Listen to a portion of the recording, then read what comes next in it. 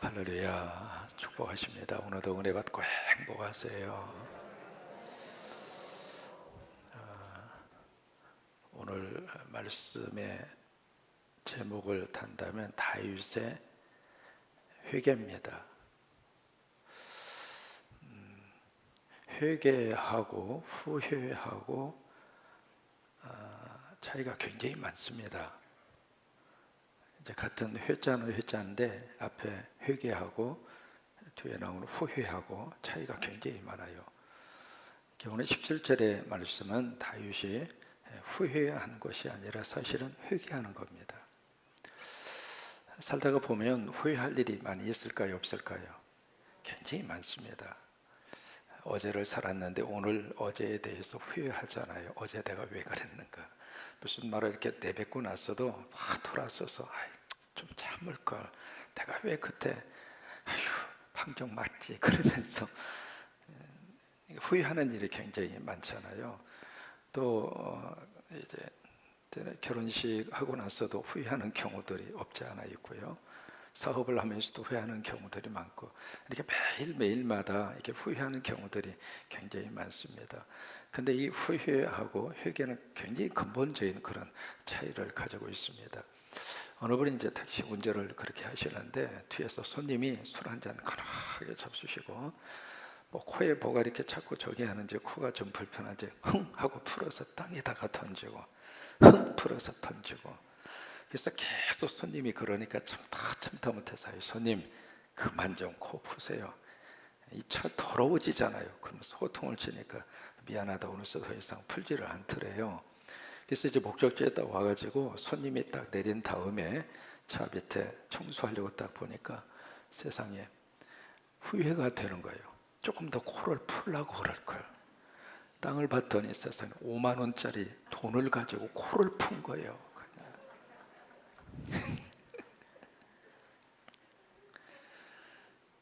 이 후회하고 회개에 가장 중요한 차이가 있습니다. 후회는 과거에 매이는 것이 후회입니다.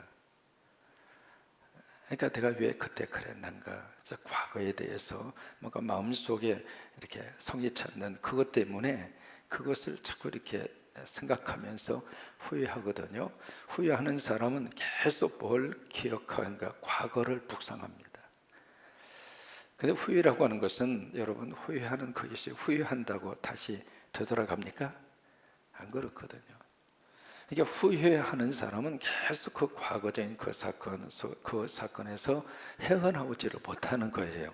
내가 왜 그때 그랬는가, 하지 말걸, 왜 그렇게 저게 했는가, 스스로의 자기 행위에 대해서 자꾸 이 과거적인 것에 묶여 있는 것이 후회이고요.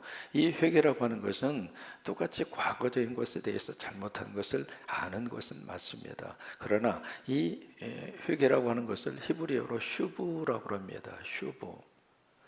슈브라고 하는 히브리어는 돌아간다 그 말이에요. 돌아가는데 누구에게로 돌아가는가? 하나님께 돌아가는 것, 그게 회개입니다. 그러니까 회개나 후회나 과거적인 어떤 실수와 잘못, 그것을 똑같이 가지고 있는 것은 가지고 있지만 후회하는 사람은 계속 과거에 묶여 있는 거예요. 그러니까 회개하는 사람은 과거에서 어디로 가는가? 하나님께로 갑니다. 하나님께로 돌아간다는 이야기는 거기에 미래가 있고 희망이 있다 그 말이에요. 후회하는 사람에게는 희망이 있습니다. 이 회개하는 사람에게는. 그러나 후회만 하는 사람은 자꾸 그 삶 자체가 앞으로 가지를 못합니다. 그러다 보니까 현재의 삶도 망가지고 미래의 삶도 엉망진창이 되는 거예요. 그래서 우리가 후회 안 할 수는 없습니다만은 후회에 묶여 있는 삶을 살면 안 됩니다. 누구나 다 후회하면서 삽니다만은 그 후회가 오늘과 내일의 삶을 얽어매면 안 된다 그 말이에요. 그 후회하는 삶에서 우리는 후회로 끝나지 말고 회개로 가야 돼. 그렇게 되시기를 축복합니다. 그러니까 이 두 가지 차이에서 늘 우리들이 애매한 행동을 취하는 거예요. 후회하는 것은 좋지만 후회에서 매여 있다가 보니까 회개로 못 가는 거예요. 성경은 후회하라 그렇게 가르치지 않습니다. 성경은 어떻게 하는가? 회개하라 그 말이에요. 회개하라고 가르치는 거예요. 회개하라고 가르치는 거예요.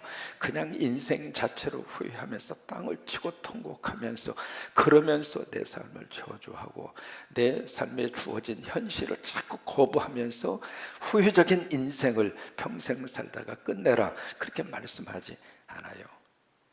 후회하는 일을 많이 저지르면서 살지만은 그러나 회개하라, 그 말이에요. 오늘 17절의 말씀을 보실까요? 이 다윗의 그 마음이 이 속에 그대로 녹아져 있습니다. 다윗이 백성을 치는 천사를 봅니다. 천사는 누가 보낸가? 하나님이 보냅니다. 여기 치고 있습니다. 여러분, 왜 그럴까요? 이 회개에는 뭐가 반드시 따르냐면 대가가 따릅니다.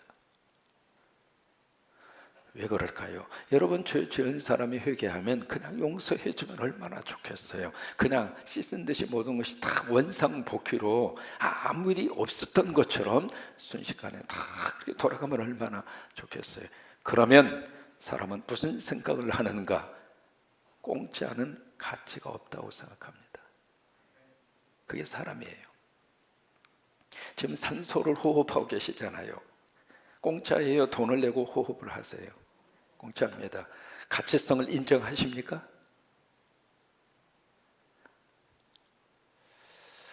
사람의 생각 속에는 아무런 내가 어떤 땀을 흘리고 노력을 하고 돈을 지불하지 않고 얻는 것에 대해서는 가치성을 인정 안 하려고 합니다. 부모님의 사랑 공짜죠. 그런데 부모님의 사랑에 대해서 과연 얼마나 가치성을 인정하면서 우리가 살고 있는가? 그래서 이 회개를 할 때에는 반드시 하나님의 대가를 지불하게 하시는 거예요. 그 대가를 지불하는 것만큼 우리는 회개의 영성의 깊이가 깊어질 수 있습니다. 다윗도 마찬가지입니다. 우리 아내 밧세바 그것을 가지고 그냥 이불에 침상이 들 때까지 눈물로 그렇게 회개하잖아요. 그 회개한 다음에 그래 됐다, 이제는 용서해 줄게. 그리고 아무 일이 없었던 것처럼 지나간 것이 아니라 아들을 죽잖아요.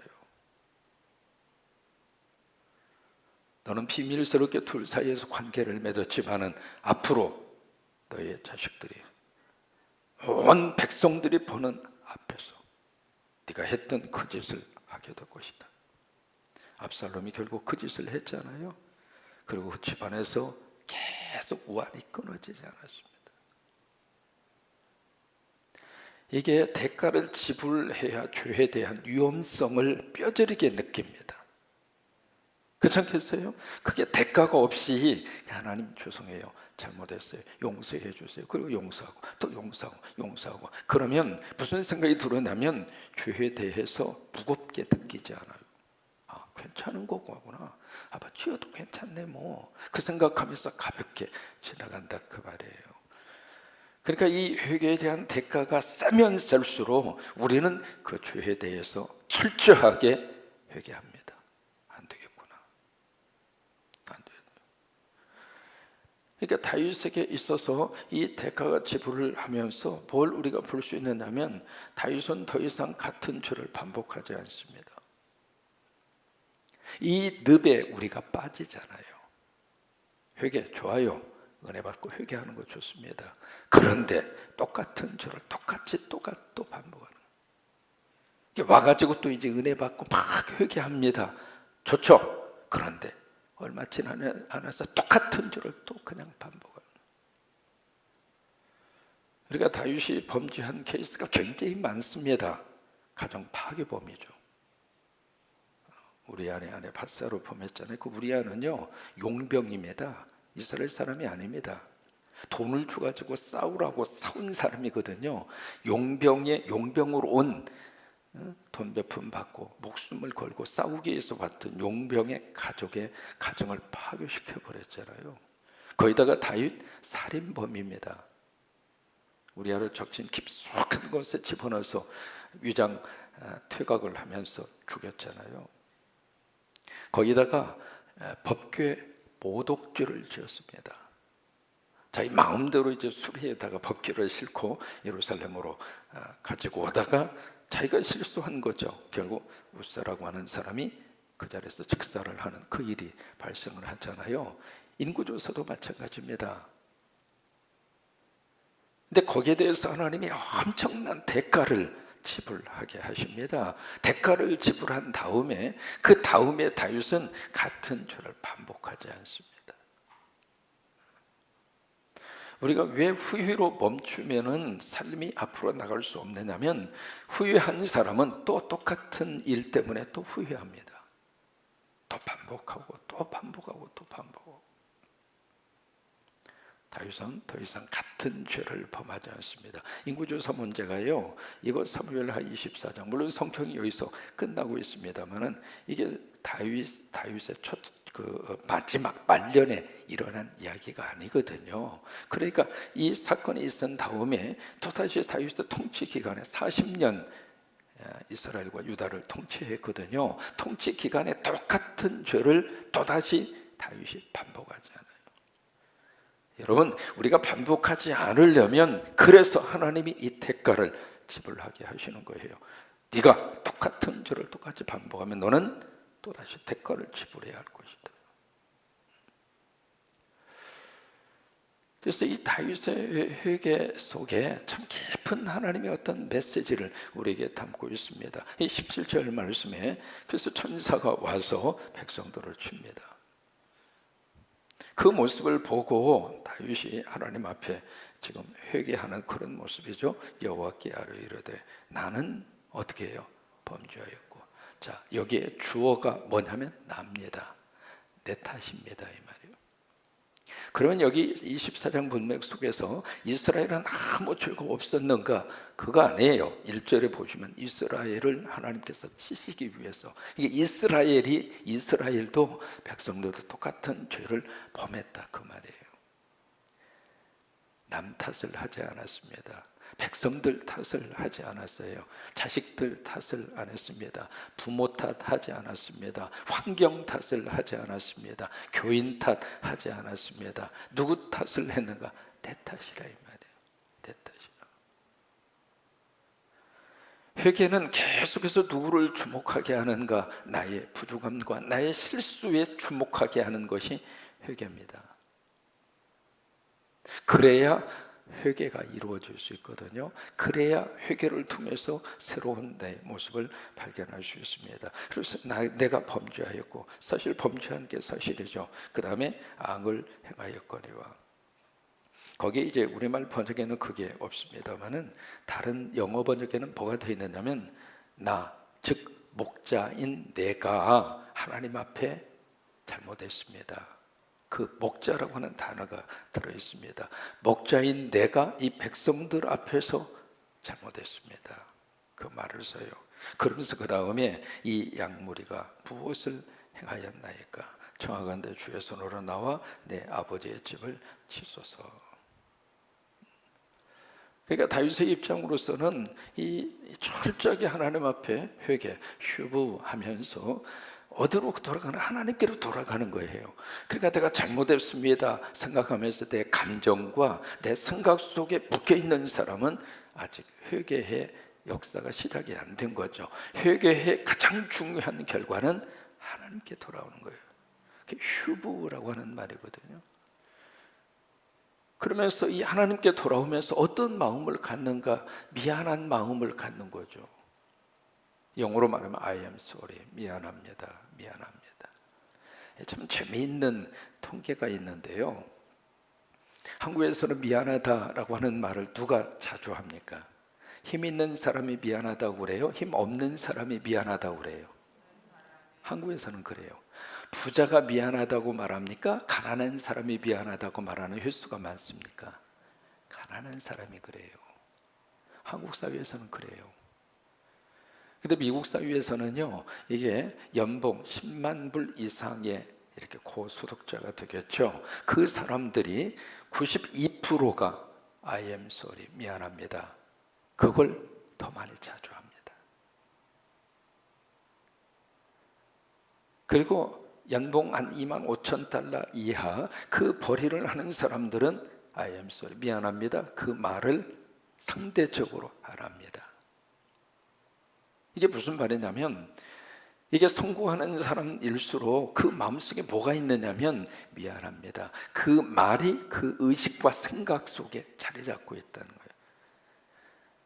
그런 사람들은 뭐냐면 어떤 행위가 딱 이렇게 일어났을 때, 그래서 미국 사람들이 이렇게 툭 치잖아요. 옆에 사람이 툭 치면 우리는 친 사람이 뭐라고 하는 것이 아니라 이렇게 툭 옆에서 툭 치면 기분 나쁘니까 그 어떤 반응을 보이잖아요. 보이면 이쪽에 툭 친 사람보다도 툭 침을 당한 사람이 먼저 미안합니다. I'm sorry, 미안합니다. 다윗은 여기서 미안한 마음을 가지고 있잖아요. 그런데 누구에게 미안한 마음을 가지고 있는가? 백성들에게, 사람에게 미안한 거죠. 그 다음에 하나님에게 미안한 거예요. 그래서 다윗이 다윗 될 수 있는 하나의 큰 힘이 바로 여기에서 나오게 된 겁니다. 우리가 미안합니다, 이 말을 하기는 쉬운지 몰라도 진심으로 미안한 마음을 가질 수 있다고 하는 것이 이게 쉬운 일이 아니거든요. 그러면서 다윗은 철저하게 하나님 앞에 미안한 마음으로 회개하고 그 회개에 대해서 대가를 치르게 되고, 그리고 그 회개한 그 이후에 반복하지 않습니다. 두 가지 케이스로 우리가 볼 수 있습니다. 가룟 유다 케이스 우리가 너무 잘 알잖아요. 가장 큰 실수를 한 사람, 본인 스스로가 깨달았어요. 내가 지금 무슨 짓을 했는가. 후회도 보통 후회가 아니죠. 그래서 후회하는 그 마음을 가지고 내가 너무나 엄청난 실수를 했구나. 그래서 자기가 받은 돈을 가지고 도로 가잖아요. 도로 가서 되물려 달라고. 나 이 돈 필요 없다고. 어떤 면에서 이 가룟 유다는 후회하는 면에 있어서는 우리보다도 더 강한 양심의 그런 순수함을 가지고 있었던 거죠. 그래서 철저하게 후회를 합니다. 근데 후회한 그 다음에 가룟 유다는 후회라고 하는 그 상태, 그 이상을 벗어나지를 못해요. 그리고 나서 후회한 자신을 자기 스스로가 용납을 못하잖아요. 결국 자책감에 빠지다가 자살로 그 인생을 끝냅니다. 우리가 신앙생활하면서 하나님이 주시는 거룩한 축복이 일반적으로 거의 대부분 후회에 머물러요. 후회에 머물르기 때문에 이것 때문에 자존감도 낮아지고, 이것 때문에 우울증도 시작이 되고, 이것 때문에 인간관계가 다 파괴가 되고, 이것 때문에 사실은 밝게 삶을 살지를 못하는 거예요. 어두운 거예요. 자꾸 이 후회라고 하는 것 속에 갇혀 있다 보니까 이게 미래로 더 이상 나가지를 못하는 겁니다. 뒤에서 꽉 지금 밧줄로 내 삶을 묶고 있는 것처럼 앞으로 가지를 못하도록 하는 것이 후회거든요. 그러니까 일반적으로 사회의 모든 분위기들이 바로 이 후회라고 하는 틀에 갇혀버리면은 앞으로 나갈 수 있는 미래가 막혀버립니다. 그러나 믿음의 사람은 후회하는 것으로 끝나지 않고 회개로 나갑니다. 회개로 가는 거예요.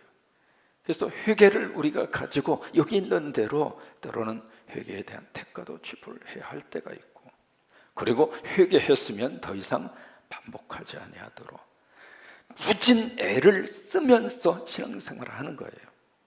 우리가 100%라고 하는 말을 하나님 앞에서는 쓸 수가 없습니다. 오늘 이랬다가도 내일 다시 우리가 넘어질 수 있고 그래요. 그렇다 하더라도 무진 애를 써서 더 이상 똑같은 죄를 반복하지 않도록. 현장에서 가나마다 잡힌 여인을 사람들이 머리채 질질 끓고 왔잖아요. 예수님에게 대동대인 치면서 물어요. 어떻게 할까요? 법을 근거로 제시합니다. 법에 의하면 돌멩이를 들어서 치라고 그랬습니다. 아프가니스탄이 다시 텔레반에게 지금 넘어갔잖아요. 그 사회에서 지금 살고 있는 여성들, 아이들이 지금 상상 이상의 고통을 당하게 될 거예요. 거기서는 지금 성경이 나타난 것처럼 돌멩이를 들어서 그 자리에서 현장에서 사형 집행하는 투석형이라고 하는 게 있잖아요. 바로 그걸 지금도 실행을 하고 있거든요. 만약에 이제 손이 무슨 도둑질을 하다 걸렸으면 손을 그 자리에서 잘라버리고, 여성들은 아예 집 밖으로 나오면 안 되고, 뭐 그런 지금 21세기에 그런 현상과 모습이 눈앞에서 벌어지고 있는 것이 바로 아프가니스탄이잖아요. 전주에서 목회할 때 아프가니스탄에서 온 학생이 하나 있었어요. 그 학생이 이제 예배에 참석을 하고 같이 예배 드린 경험이 있습니다. 그러니까 우리 이 속에서 참 하나님께서 우리 이 똑같은 죄가 반복되지 않도록, 그래서 그 현장에서 가늠다 잡힌 그 여인을 따와서 어떻게 할까요? 돌로 칠까요? 그러잖아요. 이미 칠 준비를 다 하고 왔죠. 그래서 각자 손에 돌멩이 다 가지고 왔잖아요. 그때 예수님이 말없이 땅에다 뭔가를 쓰십니다. 그래도 사람들이 계속 아우성을 지르니까 다시 일어나셔서 뭐라고 그랬어요? 너희 중에 죄 없는 자가 먼저 돌을 들어 치라. 여러분, 그 예수님의 말씀을 치라는 이야기입니까? 치지 말라는 이야기입니까?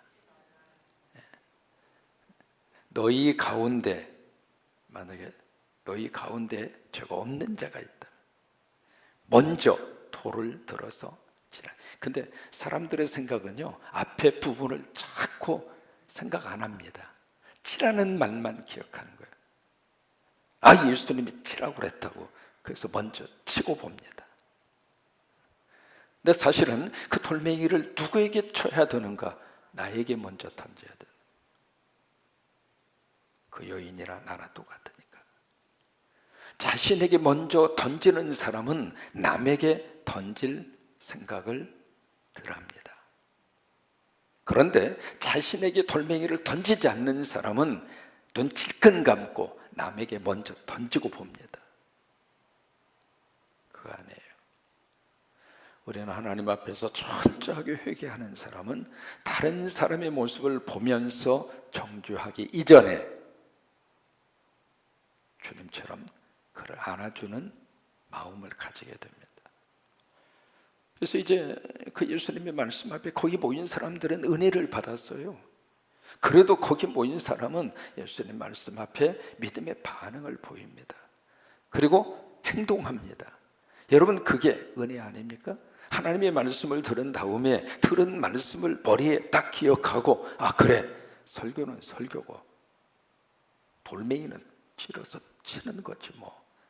그런 생각이 아니라 설령 치려고 돌멩이를 가지고 왔지만은 말씀을 들은 다음에 성령님이 내 마음에 깨달음을 주시고, 아 내가 지금 무슨 짓을 하는 거야.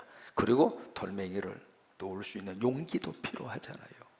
그리고 딱 놓고 나이 드신 분부터 한 사람 두 사람 곁을 떠나잖아요. 진정한 회개가 거기서 일어나고 있는 거예요. 다 떠난 다음에 그 여인과 예수님만 딱 남았잖아요. 그때 예수님이 뭐라고 그래요? 너를 정죄하던 사람들이 어디 있느냐? 없습니다. 나도 너를 정죄하지 않겠다.